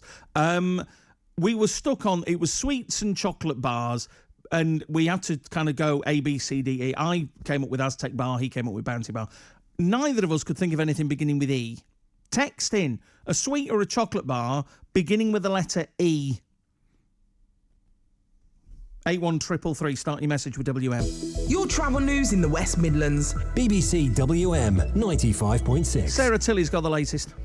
Thanks, Pete. Good morning. Yeah, it's not going to be an easy journey for you on the M6, I'm afraid. It is still closed southbound between junction 13 at Stafford South and junction 12 at the Gailey exit for the A5. It's after a lorry caught fire in the very early hours of the morning, and it's damaged quite a bit of the road surface. They've had to close it for resurfacing work. Queues are quite horrendous. They're back past junction 14 at the Stafford North turn, and we've had updates to suggest that the delays are in excess of 2 hours now. The diversion route is taking off the southbound M6 at junction 13. You're then following the hollow circle symbols onto the southbound A449 through Penkridge, and then at the Gailey Island you can head east on the A5 to then eventually rejoin the M6 at junction 12. That diversion route is understandably very busy. The A449 is solid southbound through Penkridge, and there's quite a queue building on the A34 around the Cannock area as well now on that southbound side, so it may be that traffic's using the A34 as a diversion route.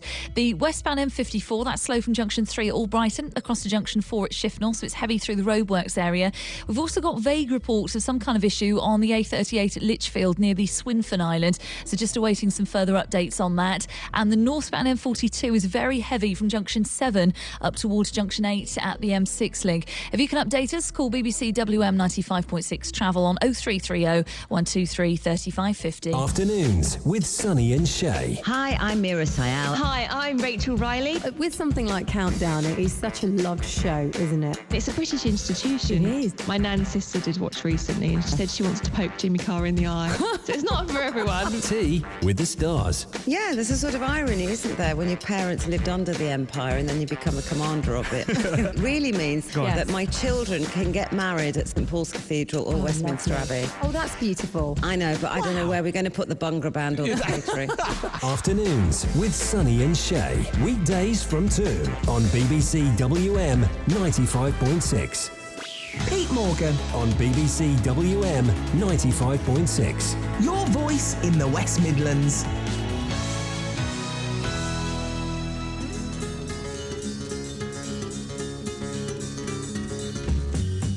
Well, I quit my job down at the car wash. I left my mama a goodbye note. By sundown, I left Kingston with my guitar under my coat.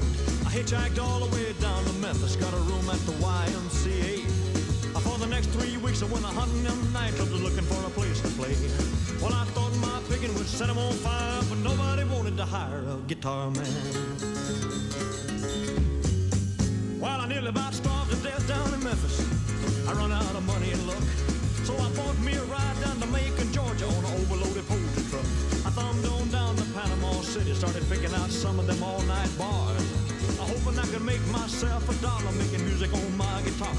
I got the same old story, them all-night peers. There ain't no room around here for a guitar man. We don't need a guitar man, son.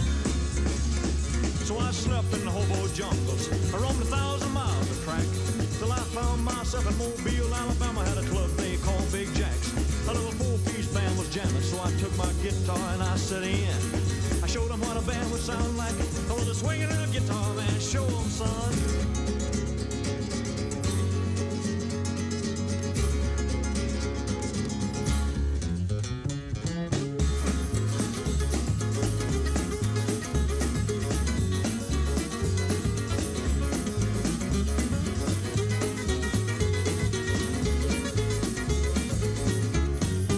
If you ever take a trip down to the ocean, find yourself down around Mobile.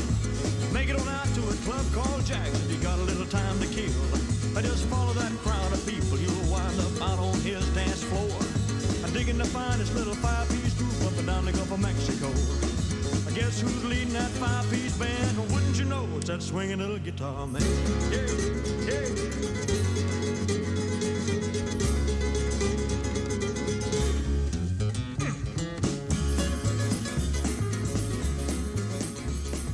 Love it. Elvis Presley, Guitar Man, 10 minutes to midday. Janice Connolly here from midday. 3 hours of guests and a bit of chat as well. I think there's going to be some music in there as well. You know, it's not just going to be guest and chat. I mean, you know, she can talk for England, Janice, but even Ernie, she needs a couple of tunes. Anyway, Dave Spikey's going to be on, Tom Wrigglesworth's going to be on, the Fizzogs will be on, live music from Baba Jack, and, of course, Birmingham and the Black Country's biggest on-air What's On guide. I can tell you now that Janice is in the building. You can feel the atmosphere's changed. She's with you from midday today. Just coming up to 9 minutes to 12. Kev's in Kings Heath. Kev, morning. Morning. I'm not in Kings Heath. I'm in Kidderminster. Right, wait one second. It's all right. We can edit this in. It's all right. Edit this in before it goes out. Wait one second. Kev's on the line. Kev's normally in Kings Heath, but he's in Kidderminster. Morning, Kev. Yeah. Morning, please. There you go. You see, nobody noticed. Nobody noticed. Now, when I do the early breakfast show, you and I normally have a bit of a chat. We do, because you're a school caretaker, so you're up at that ungodly time of the day. Yeah, madness, 4:30. So all finished yesterday. All finished yesterday. Lots of tears and the year sixers leaving and. Which one's year 6? I don't understand. They're like 11-year-olds. So 4th year. Yeah. 4th year as it used to be at primary school. Primary school. Yeah. Year 6. They all left, bless them. And I got loads of presents. Did you get presents as well? I did, and I don't know whatever makes them think of it, but it was all booze. I got enough booze to turn both of us into alcoholics, Pete. and actually, none of it was from the children. It was all from the staff. Oh, that's nice. Because I was going to say, I honestly couldn't tell you my last primary school, because my mum and dad moved around a lot, so I went to 4 different primary schools. Exactly. Don't get me started.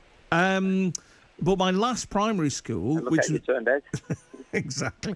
It's a wonder to most people. To be fair, the last time they moved, it was to try and get me into a good school, because that was when you did your 11 plus. Yeah, I was in a good one. It was approved. Was it? Well, you'll be all right then. Yeah. But I honestly can't remember the caretaker at any of my schools. But no, but I've always thought that's the mark of a good caretaker, that the school runs well, but this person isn't visible.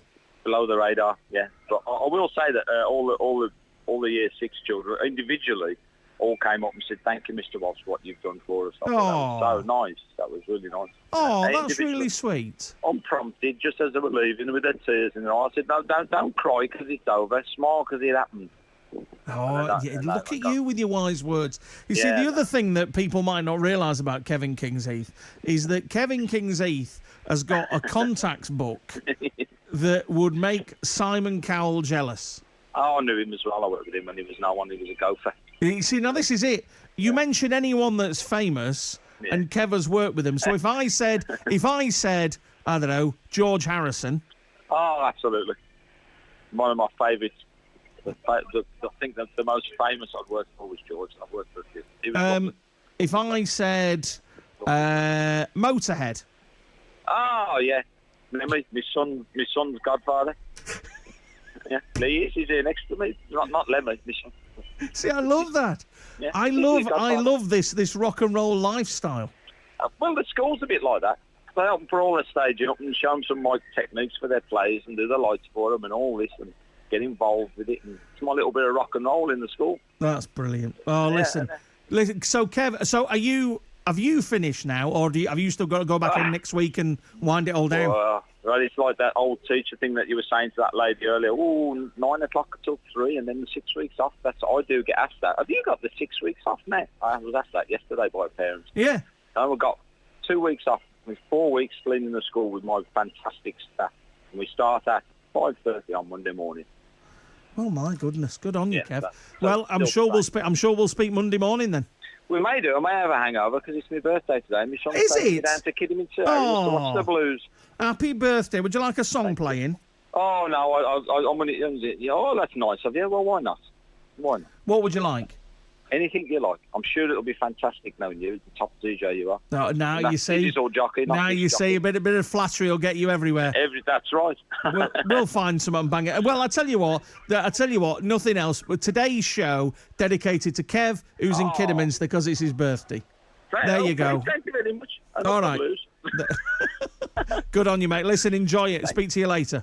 Speak to you later. Thanks Take a lot. care, mate. Thanks, Mark. Ta-da. Bye then. Ta-da. Bye-bye. 5 minutes to midday. Listen, we played the alphabet game a little bit earlier on with Simon in Kings Winford. Simon walked away with a big bag of diamonds because he won. He played 3 rounds.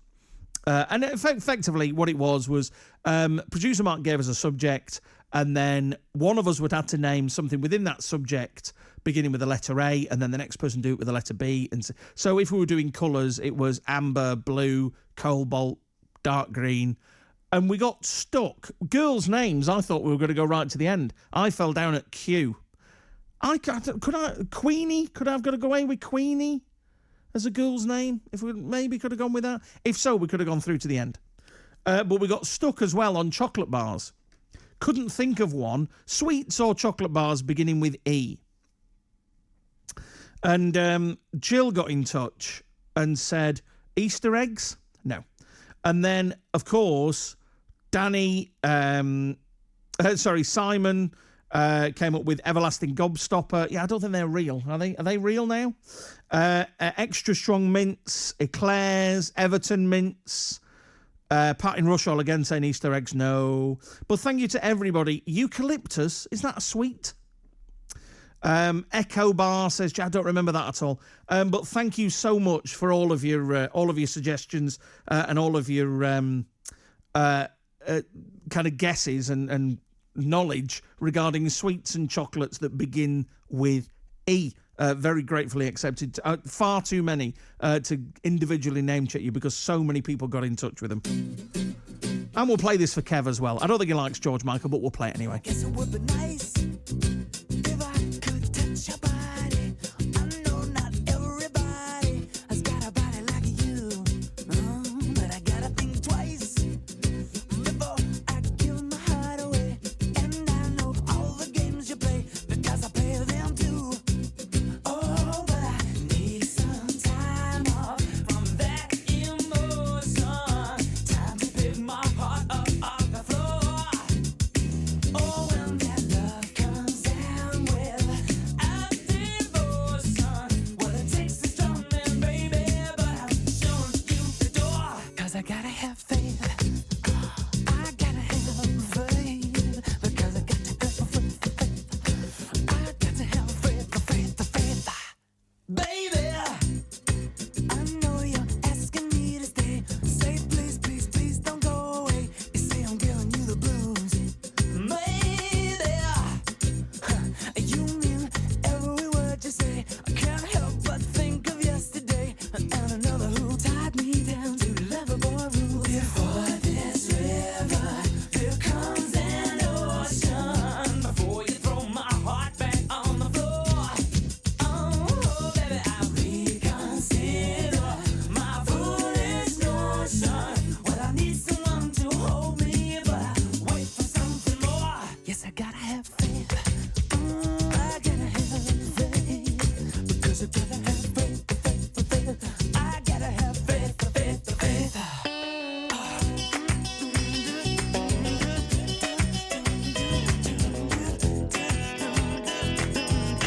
Just have to wait because I got to have faith.